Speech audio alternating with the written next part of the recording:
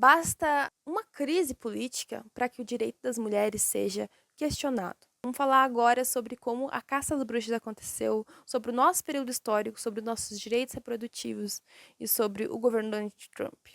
E acredite, tudo está muito bem ligado. Olá, sejam bem-vindos ao vídeo de hoje. Eu sou a Fran e hoje a gente vai falar sobre a caça às bruxas que aconteceu na Inquisição.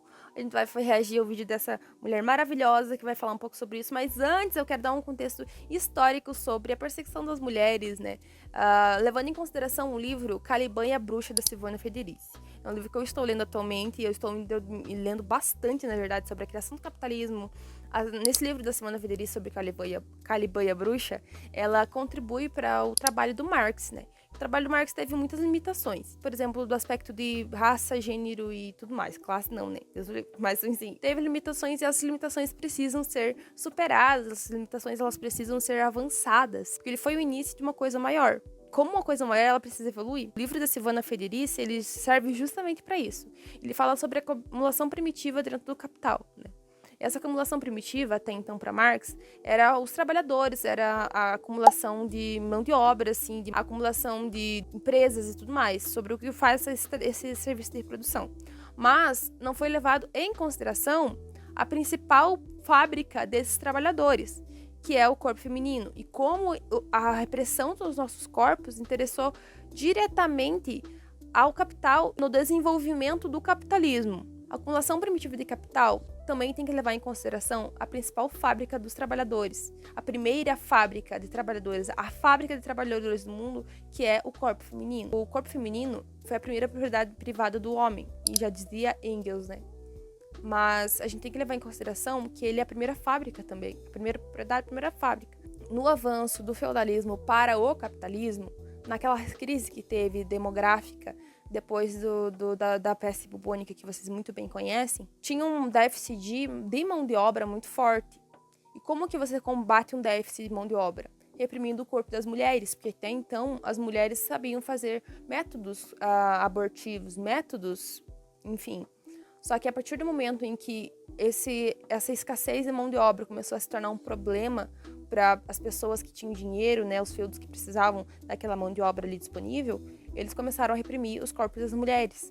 E a Inquisição, como é conhecido esse período histórico, demonizando mais ainda o corpo das mulheres, que sempre foi demonizado pela Igreja Católica, mas esse poder da época acaba criminalizando mais ainda os corpos das mulheres, porque eles precisavam que a gente reproduzisse mais para ter mais mão de obra, porque naquele momento significava menos dinheiro no bolso deles, sabe?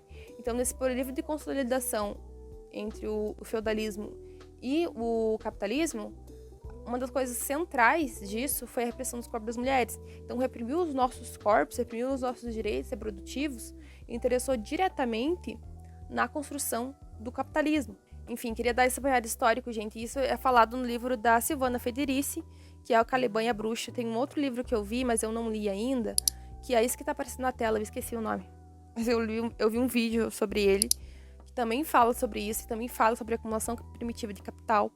Eu acho interessantíssimo isso, eu adoro estudar esses assuntos. O livro da Silvana Federici é incrível. Eu não gostava muito dela, mas a partir desse livro ela se tornou uma das minhas teóricas favoritas. Enfim, vamos pro react, porque eu acho que essa moça aqui fala muito bem e ela tem muito a contribuir com o que eu venho trazendo há muito tempo aqui e com o que eu quero começar a trazer também, que é a questão da repressão do corpo das mulheres, mais explicitamente como a consolidação do capitalismo. Crise climática, instabilidade política, fanatismo religioso, autonomia e liberdade femininas, uma pandemia recente, conservadores com medo de perder o poder, homens com medo de perder o poder, misoginia, histeria coletiva, teorias da conspiração, crise e instabilidade econômica, ataque à ciência e busca de um bode expiatório, de um inimigo comum, de um demônio que seja culpado de tudo que está acontecendo. Olha o checklist, gente. Olha o checklist. Olha o checklist.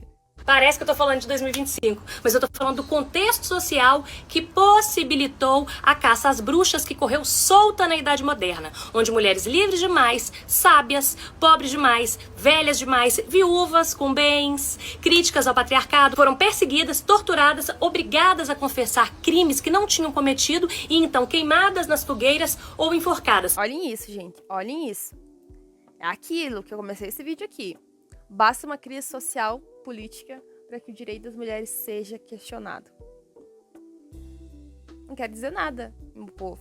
Mas eu também quero introduzir aqui a questão de que o bode expiatório, hoje, nessa culpabilização de tudo estar dando errado, são duas figuras principais. Tanto as mulheres que reproduzem, quanto as pessoas que reproduzem. Estão sendo constantemente atacadas. Pois todo esse contexto que ela falou, eu quero introduzir para vocês, por exemplo, os direitos das pessoas trans, que estão sendo constantemente perseguidas no mundo todo. E também, principalmente, no Brasil, nos Estados Unidos. A gente tá vendo o que o Donald Trump tá fazendo com o mundo todo, né? Com as pessoas trans, com as populações. Precisa desse inimigo em comum. E o inimigo em comum são as pessoas trans. Pessoas trans são uma ameaça à reprodução de mão de obra dentro do capitalismo. Não necessariamente pessoas trans não reproduzem. É claro que não é um... Meu Deus. Mas vocês sabem muito bem o que eu tô dizendo. Para eles, um corpo que não reproduz... No capitalismo, independente da identidade de gênero, isso vale, gente, para pessoas doentes, isso vale para muita coisa. Um corpo que não reproduz dentro do capitalismo é desnecessário, é descartável, é patologizado, ele é demonizado dentro do capitalismo.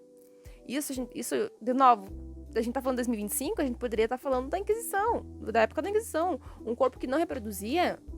ou então que tinha o direito de não reproduzir, precisava deixar de existir. O direito reprodutivo das mulheres e as pessoas trans significam a mesma ameaça a quem quer se manter no poder. E se manter no poder através da repressão dos corpos trans, através da repressão do direito das mulheres. Eu quero agradecer minha professora do ensino fundamental que me mandou esse vídeo e uma outra seguidora maravilhosa, uma militante maravilhosa que me mandou também. Eu não tô falando o nome de vocês por questões de segurança de vocês. Muito obrigada por terem me mandado, vocês são muito maravilhosas. Vamos seguir juntas nessa luta contra o patriarcado, na superação do capitalismo e criar uma sociedade diferente. Criar uma sociedade onde sejamos socialmente iguais, humanamente diferentes e totalmente livres. Não pela Santa Inquisição, em sua maioria, como costumam dizer, mas por tribunais civis, católicos e protestantes, principalmente protestantes, que passaram a depositar nas mulheres a culpa majoritária de todas as desgraças, enquanto homens tentavam desesperadamente manter o poder ou concentrar mais o poder, ou roubar o poder dos homens que tinham poder. A culpa é das feministas. Querem destruir...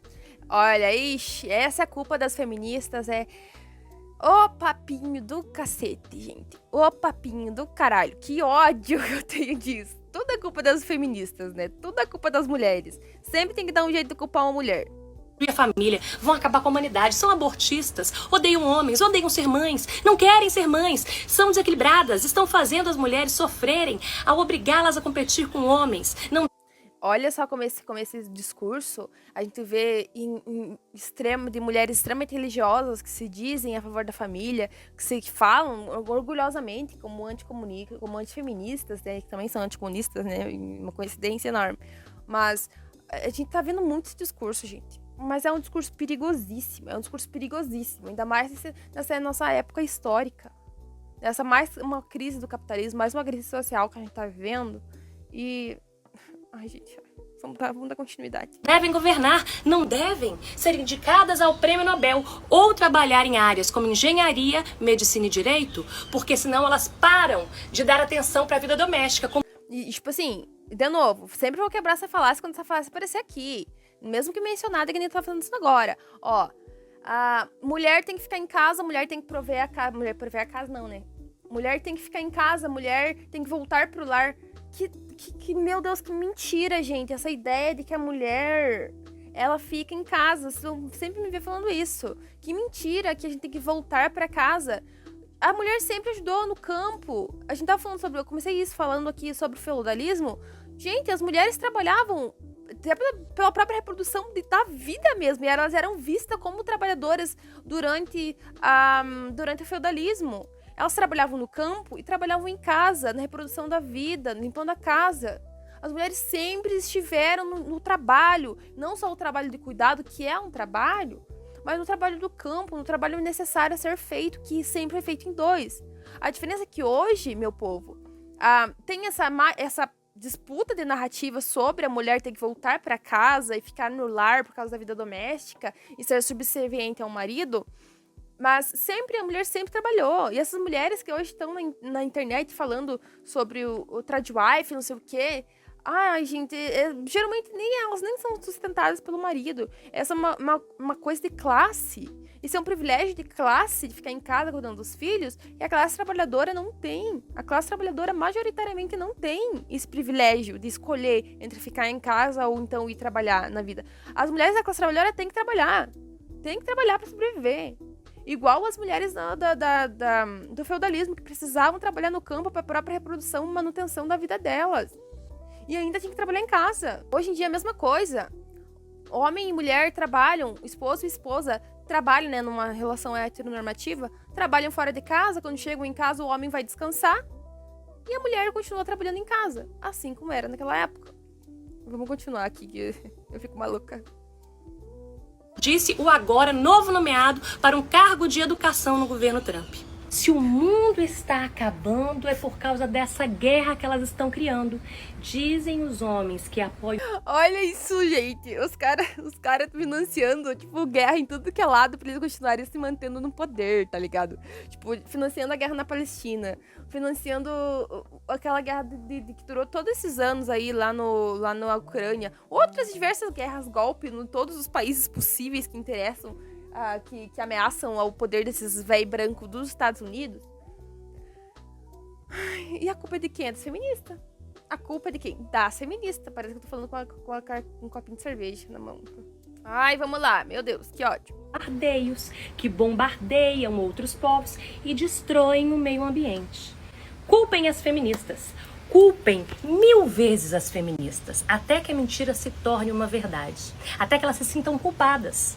Deu certo com Medusa, com Helena, com mulheres mitológicas ou reais. Por que não daria pra gente agora? Não generalizem os homens, como nos generalizaram. Entendam que esse sistema também os oprime, os machuca, os chamem para a luta. Leiam Bell Hooks e falem do amor. Mas não diminuam o tom.